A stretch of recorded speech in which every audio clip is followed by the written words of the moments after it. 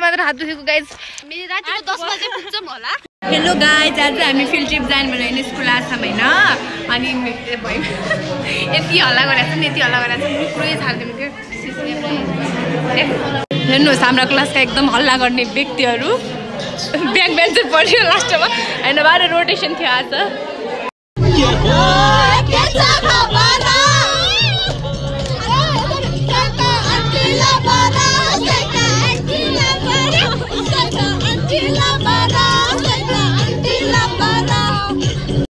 गाह्रो छ जानलाई देख्दिन मन त साह्रो मैले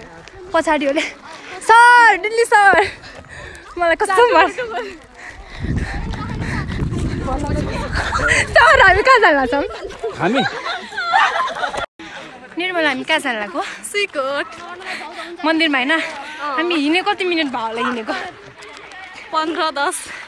हाम्रो यही 15 मिनटमा हाम्रो किडनी भइसक्यो मुटु आउन आइराखिसक्यो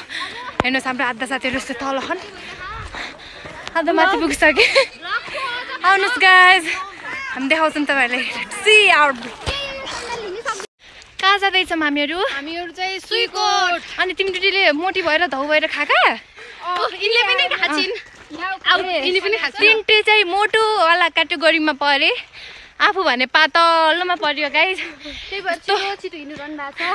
म सबभन्दा ढिलो हिँडेको छु बेच गरेर न भएको कुरा किन लुकाउनु म होइन यस्तो कहिले पनि हिँडेको थिएन कि म यत्रो बाटो हाम्रो गाउँमा यस्तो बाटो छैन पिच छ अनि के गर्नु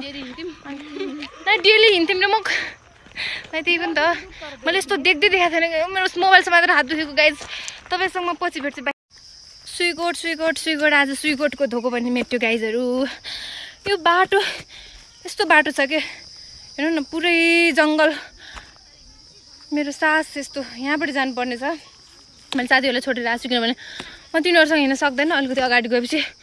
पछाडि तिनीहरू आउँछन् भेटाउने भनेर तपाईँलाई म ब्याक क्यामेरा गरेर देखाउँछु कस्तो बाटो हिँड्नु बाटो हेर्नुहोस् न अब कहाँबाट जानु ओ आउ त यहाँ त यता माथि पनि छ बिच पनि छ यता पनि छ आउँदैछन् छिटो यस्तो छ जङ्गल मैले आजसम्म यस्तो जङ्गल भन्ने चिज देखेको थिएन दाङ तुलसी पनि ओ यहाँ कहाँबाट जाने हो यता माथि हो क्या यताबाट गयो म त यस्तो लट्टी समातेर हिँड्नु पऱ्यो हो यिनीहरूलाई म भेटाउन सक्दैन कि त्यही भएर म अलिकति अगाडि गएको एडभेन्चर हुँदैछ सुइकोट एकदम राम्रो छ गाइस आउनुहोस् सबैजना आउनुहोस् आउनै पर्छ हामीमा त किन हिँड्ने दुःख गरेर तपाईँहरू पनि हिँड्नुहोस् आउनुहोस् आफ्नो यस्ता मोटामोटी मान्छे हुनुहुन्छ भने आफ्नो बस्तो सस्तो घटाउनुहोस् नआउनुहोस् अत्य भइसक्यो 11 बजेदेखि हिँड्लाम 1:30 गएको 1:22 हेलो गाइज अब फेरि यो जङ्गल जानुपर्ने छ हामीहरू लेट्स सी क्यामेरा कस्तरी समातेको छु मलाई पनि थाहा छैन यो बाटो यस्तो छ हेर्नुहोस् यस्तोमा हिँड्नु परेको क्या यस्तोमा निक्ल्यौँ हामी यो बाटो नआएर यस्तो जङ्गलको बाटो हामी गाइजहरू सर्टकट अब कहाँ यता सिधै जानु त होला यस्तो छ गाइजहरू घाममा जल्छु भनेर यस्तो क्याप लगाएको मोटी मान्छे चाहिँ बिचारी त्यहाँ 5 केजी गर्छु भन्दै थिएँ गाह्रो छ सबैजनालाई बिचरा गाह्रो छ जानलाई यत्रो डाँडा काटेर त्यहाँ पुग्ने पिकनिकको राइडमा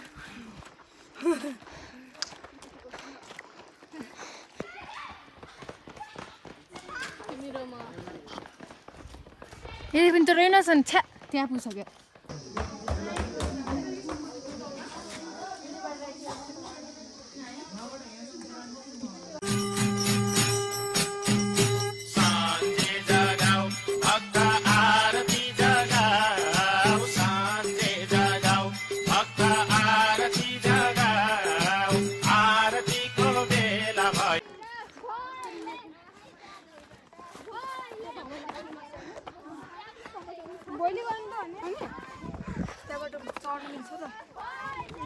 हेलो गाइस हामी फर्किँदैछौँ सुइकोटबाट घर हामी कति घन्टा हिँडेर पुग्यौँ 3 माथि 3 अब के अरे झर्ने कति घन्टा लाग्छ है हामीलाई थाहा छैन होइन अलिकति भएको मुटु पनि यहाँ बाहिर निस्किन लाइक भैँसी देखाउँछु म तपाईँहरूलाई रुक्नु अनि भैँसी हो र गाई हो के हो यो हाम्रा साथीहरू किरा जस्तो देख्यो टिलिक टिलिक आउँदैछन् अझै पछाडि सुइकोट आउने बाटो चाहिँ यस्तो छ है हेर्नुहोस् अनि यहाँ यस्तो छ हाम्रा आधा साथीहरू चाहिँ हराइसके अब चाहिँ हामी गाना गाउँछौँ ल निर्मला चाहिँ यता अगाडि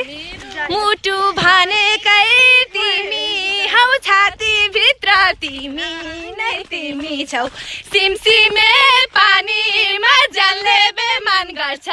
कि जिन्दगानीमा हाम्रो आवाज सुनेर नडले दिनु होला अहिले हामीसँग यही छ गाना मुख यही हो टिकटकमा कस्तो राम्रो भ्यू हाय भन मेरा भाइ हाय राम्ररी भन हाय भन न भन हामी कहाँ जाँदैछौँ सुइकोटबाट कतिखेर पुग्छौँ घर अब हामी रातिको 10 बजे पुग्छौँ होला बिस्तारै बिस्तारै घर कहाँ हो तिमीहरू मेरो कानै सुन्दैन कि मैले